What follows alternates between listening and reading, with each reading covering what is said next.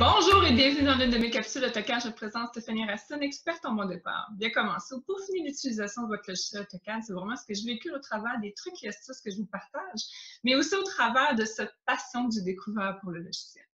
Donc, sans plus tarder, je vous invite à aller visiter ma page web au www.stephanie-cadesser.com.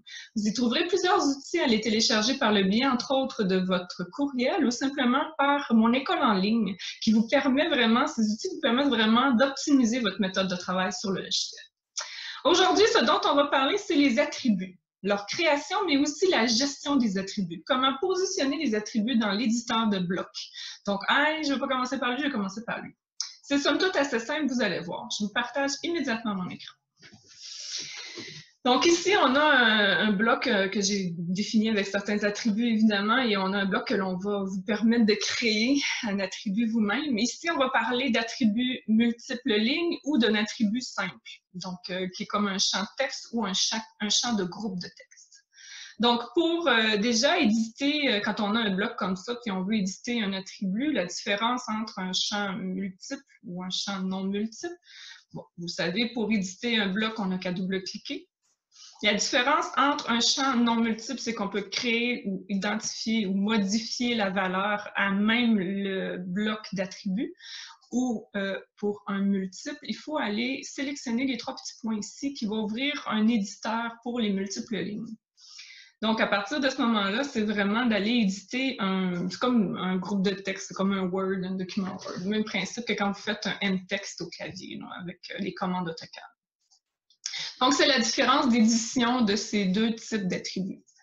Comment créer les deux attributs? C'est somme toute assez simple. Pour créer un attribut, on peut soit venir dans le ruban et faire Definite Attribute, ou on peut faire ATT au clavier Enter. On a une petite boîte de dialogue qui s'ouvre. Disons que moi, je vais aller créer un attribut pour la description ici. Le tag, lui, va identifier quand on fait l'édition dans un bloc, il va vraiment nous dire, hey, là, tu es rendu au tag de la description. Tu sais, ça va juste nous donner une route à suivre, il faut savoir qu'on est rendu dans quel attribut à éditer. Fait que moi, le tag, comme je suis dans la description, je pourrais marquer révision, description. Point. Le défaut, c'est vraiment pour nous permettre d'avoir moins à créer longtemps. Comme par exemple, ici, dans le champ échelle, moi, je dis toujours indiquer. Parce que j'ai un bloc qui m'identifie l'échelle en dessous du dessin dans ma fenêtre. Donc ici, moi, dans le défaut, vis-à-vis l'attribut échelle, je marquerais indiquer. Dans le cadre d'une description, je mets, moi, tout simplement pour trois petits points. Parce que c'est toujours soit pour révision, pour demande de permis, pour construction, pour discussion, pour validation, c'est toujours un pour. Fait que moi, ça m'aide, ça me donne un petit point en plus supplémentaire pour savoir je suis rendu où dans l'édition de mon attribut. Ensuite, je viens toujours faire la justification. Moi, dans le cas de la description, je veux vraiment qu'il soit au centre du point et dans le milieu. Donc, j'utilise toujours le middle center. Le texte, évidemment, j'y vais annotative. Vous pouvez y aller ou pas. Dans le fond, si vous désélectionnez annotative, vous allez gérer la hauteur du texte. Dans mon cas, puis là, bon, il faudrait être sur stylu. Puis là, vous allez aller dire, si, mettons, vous êtes à l'échelle 1 quart, vous diriez 4 pouces et demi. Dans mon cas, je fonctionne toujours à l'échelle annotative. Donc, j'ai un style de texte qui est déjà prédéterminé pour ça. Et on fait OK.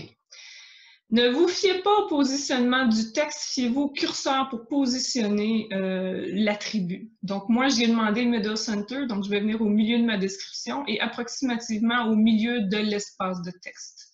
Comme vous pouvez voir, il se positionne d'emblée tout seul. Un coup que votre premier champ individuel est créé, il n'est pas impossible d'aller simplement copier votre champ et le positionner à un prochain et de simplement éditer le tag et le défaut. Comme ici, chez vis-à-vis numéro, je double-clique sur l'élément. Et ici, je vais lui mettre, mettons, révision numéro. Ici, je ne mettrai pas pour, mais je vais mettre 1. On s'entend qu'habituellement, on commence par le 1. Et pas parce qu'il y a un défaut qu'on ne peut pas le modifier. On pourrait le modifier dans le cas où on en met plusieurs. On fait OK. Comme vous pouvez voir, il a changé la révision numéro et ça, on le fait pour le pair. Et un coup qu'on a plusieurs numéros comme ça, on n'a qu'à les modifier et ajouter le champ, la ligne où on est rendu. Donc, ici, ce serait révision, description 1, révision, description 2, 3, blablabla. Et on va ainsi de suite. Dans le cas d'une création d'un attribut multiple, on fait exactement la même chose, ATT au clavier Enter, mais ici, on va aller cocher le multiple line. Même principe, il faut le taguer pour nous identifier où on est rendu dans l'édition de nos attributs. Et ici, on va, mettons, traiter l'espace propriétaire. Je vais marquer proprio. On ne peut pas mettre de défaut parce que c'est un champ à ligne multiple. Par contre, on peut toujours aller identifier la justification. Moi, je veux vraiment qu'il soit justifié au centre de mon espace. Et encore une fois, le texte, vous choisissez ce qui vous convient. On fait OK là-dessus. On vient toujours positionner, évidemment, au centre. Et encore une fois, ne vous fiez pas au positionnement du texte.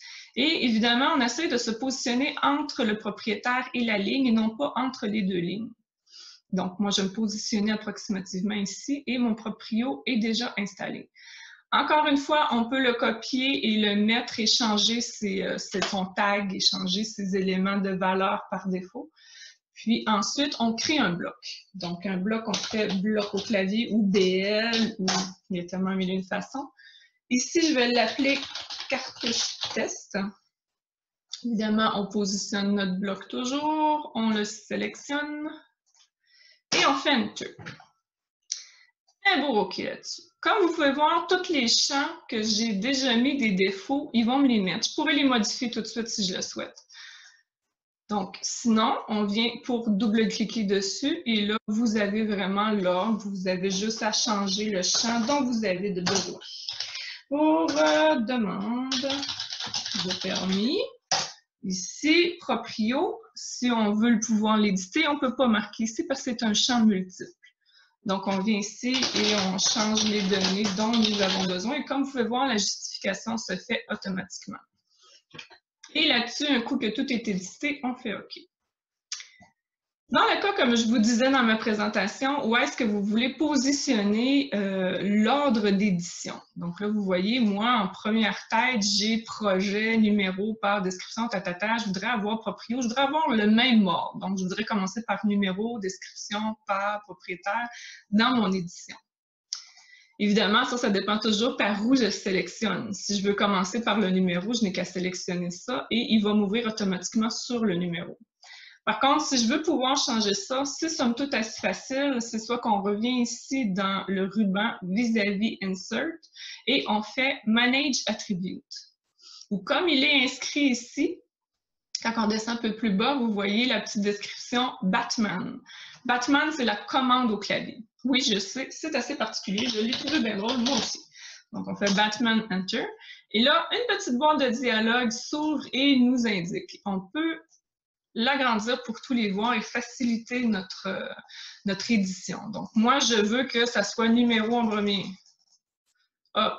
Après ça, je veux que ça soit description. Hop. Je veux que ça soit proprio. Ou plutôt par. Ensuite, proprio. Oups. Ensuite, je veux, ici, j'ai projet. Je veux monter projet.